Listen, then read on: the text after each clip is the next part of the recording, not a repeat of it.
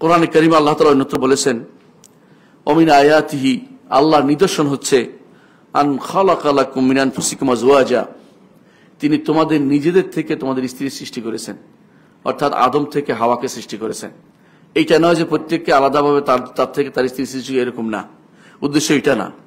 আদম থেকে হাওয়া সৃষ্টি করেছেন, অর্থাৎ তোমাদের থেকে, এমন নয় যে অন্য কোনো প্রাণী থেকে এনে পুরুষের জন্য নারীর ব্যবস্থাপনা করেছেন একই প্রজাতির, অন্য প্রজাতির কিছু নিয়ে আসেন নাই। মিন আনফুসিকুম আজওয়াজা লিতাসকুনু ইলাইহা, যাতে তোমরা তার কাছে প্রশান্তি পাও, এক নম্বর উদ্দেশ্য। ওয়া জাআলা বাইনাকুম মাওয়াদ্দা, আর তোমাদের মধ্যে ভালোবাসা সৃষ্টি করে দিয়েছেন। ওয়া রাহমা, এবং দয়ার সৃষ্টি করে দিয়েছেন।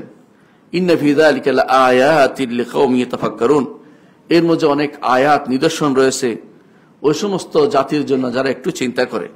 সূরা রুমের 21 নম্বর আয়াতে আল্লাহ তাআলা বলেছেন। এর দ্বারা তিনি আমাদেরকে জানিয়ে দিচ্ছেন যে বিয়ের উদ্দেশ্য তিনটি। প্রথমত প্রশান্তি লাভ, একটা পরিবার গঠনের মধ্যে প্রশান্তি লাভ হয়, মানুষ উদ্ভ্রান্তর মতো ঘুরে বেড়ায় না, তার প্রশান্তি লাভ হয়। দ্বিতীয়ত ভালোবাসা তৈরি হয়।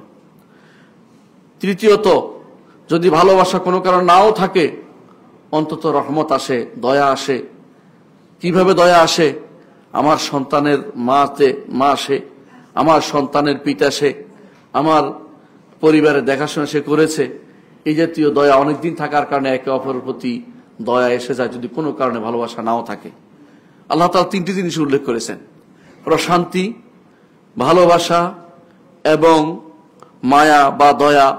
মানুষের ভিতরে সেটা উদ্রেক হয় যখন একটি পরিবার গঠন হয়।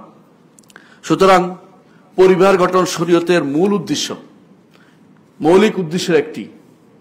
আল্লাহ তাআলা কোরআনে কারীম বলেছেন, ওয়া আশিরুহুন্না বিল মা'রুফ, আর সুন্দর সৎ ব্যবহার করো, পরিবারের মধ্যে উত্তম আচরণ করো, একে অপরের সাথে স্বামী স্ত্রী একে অপর উত্তম আচরণ করো।